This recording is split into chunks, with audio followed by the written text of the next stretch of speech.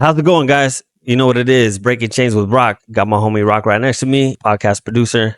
Oh, Orlando. What's up? What's going on? Oh, How's everything done? everything is Gucci.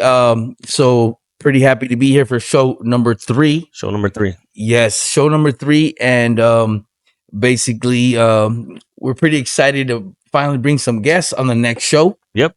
So That's the next move, isn't it? yes, that's the next move. We have a lot of support coming in from all the previous shows that we Podcast? did. Yeah, Yeah, the podcasts. episodes. I got a couple people lined up.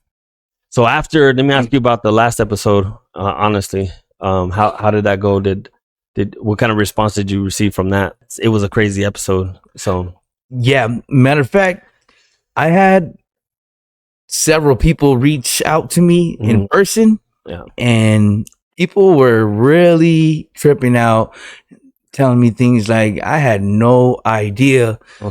And just the amount of support, bros, it was huge. Yeah. I mean, I even had one of my old friends tell me, I'm willing. She's a social worker, and she said, I'm willing to do whatever it takes for me to pitch in to help. She said, but I just don't know how to do it. She said, right.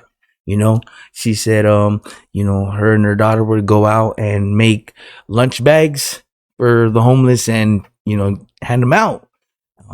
She said, but that was just like the tip of the iceberg. She was like, I want to do so much more. And that's funny. You were talking about like social workers and caseworkers and whatnot. And that's what she's done for a very long time.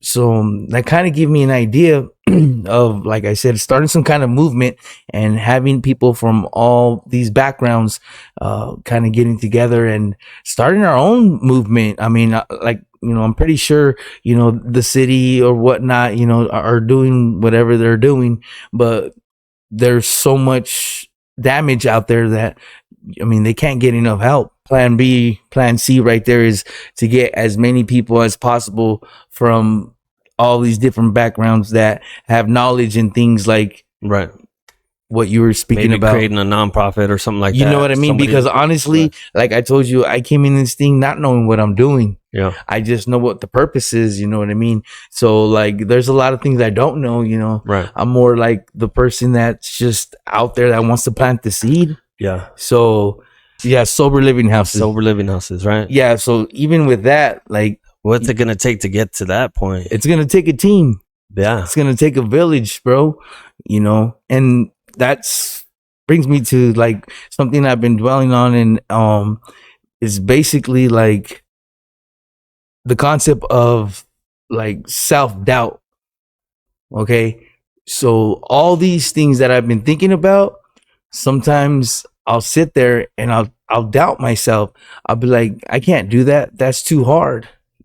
I can't accomplish all these goals. Like, that's too hard. Like, who am I to do something that big? Who am I to conquer? You know what I mean? And to tell you the truth, I mean, once I got saved, basically I declared war on the devil, and it's spiritual warfare is real, bro. It's gangbanging on a whole nother level. I'm being for real, because you'll get attacked by the enemy. The devil's a liar. The devil will convince you that you're not good enough. The devil will convince you that you're too stressed out. The devil will convince you that it's too hard for you. The devil will convince you that you can't get clean. The devil will convince you that you can relapse once and come back. He'll convince you that you're not good enough to raise your kids. He'll convince you that you've gone too far and you can't turn back. So that self-doubt will kill your dreams and kill your goals. And that's something I've been working on. So I definitely have a lot of support. And now that we're planting this seed, we'll see where this goes, but I definitely want to start something, even if it's something we do once a month to start off. I don't know. We're doing it right now. You know what I mean, though? Like, at a time, right? It's just something that, I mean, my heart's been really, focusing on, and mainly the reason is because of where I came from with all this, and also because, like we say, we drive around the city and it's just surrounding the city. So Just to be clear, okay?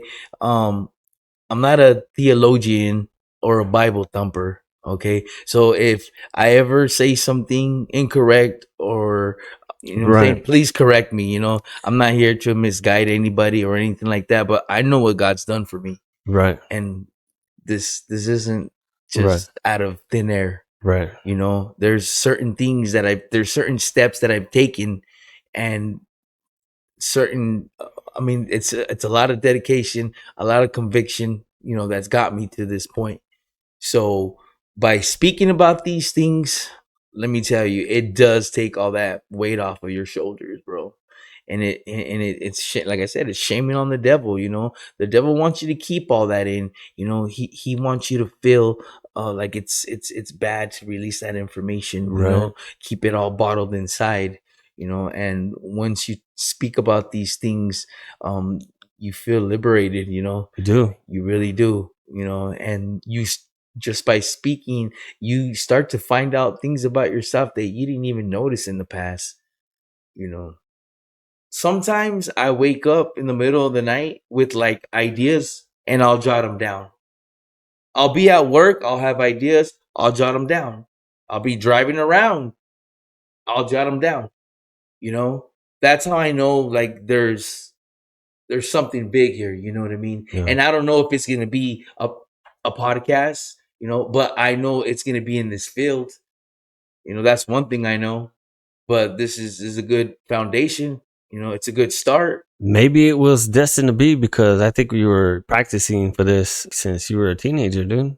You tried the whole music thing, remember? Yeah, And you're no stranger to a microphone and some headphones. for sure. You know what I'm It saying? feels at home. Yeah. It really does. And I remember telling my mom and my dad when we would do music, and I would tell them like that's my happy place. It is, right? It's crazy when I would hear my voice when we would do music, right? And you know, we got to a point where like we mastered like ad libs and all that. Like, Oh, for sure, yeah, like dude. we were We in there, really bro. studied, bro. Bro, we were in the studio. So, Yeah. you know, all of that, you know, it comes into play and it gives you like a place where you can feel like just letting it all go. You know what I mean? It's It's the like same feeling, it's ain't the it? same feeling, you know. And now that there's a bigger purpose behind it, it's an even better feeling. We're telling a story. We're just saying rhyming.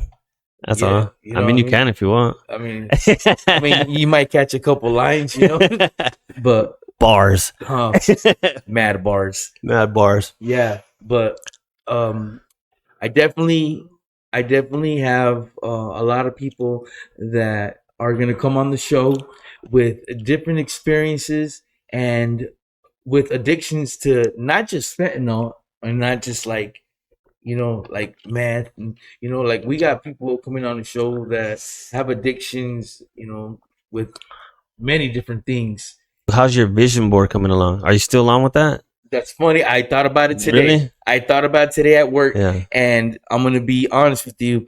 I was like, all right, my days off are Sunday and Monday, so Sunday is that's gonna be my mission. Yeah. So that way I can show the people. I like I said, I want to take time on it. So when I was at the Yeah. rehab, they made us do a vision board, but I did it really quickly just so I can go on to the next phase or whatnot. It wasn't something I put my heart into, just to make that clear. So I'm gonna make this vision board something that's gonna be realistic, and I'm gonna make sure I tackle every mission on that mission board. I mean, on that vision board. You know what's crazy? For real though, I started a goal board. that's what's up. Literally, I have I do pictures and stuff. So I started printing out my goals so I could visually see them. And I'm going to get a cork board and some thumbtacks. And I started doing it at work and just having those pictures up there. And I look at them every day and I get amped up. Like I'm going to go for that. And you gave me the idea. Appreciate that.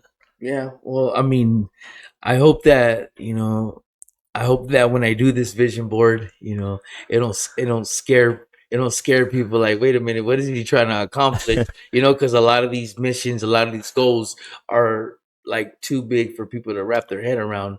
Like, wait a minute, bro, you're just getting off of whatever you're getting off and you're trying to do all this. I'm like, absolutely. I'm hitting the ground running. I'm not messing around. Right. I'm not wasting any time. Like all my spare time now, like it's pretty much all going to my mission, you know, Yeah, I feel you, and bro. that includes a lot of different things. But I mean, besides watching some baseball, you know, go Red Sox, by the way. Uh, yeah, this is something I put my whole heart into, bro. So I'm pretty excited about, like I said, this next show coming up. We weren't. I mean, I wasn't really too prepared for this show because, life happens, life on life terms, you know. So, um, we just basically gonna see what happens next week, and we're gonna take it from there, bro. Yeah, absolutely. I'm excited to see who you bring in, and hope they're ready. Oh, they're ready. Right on. They're ready, bro. Breaking chains.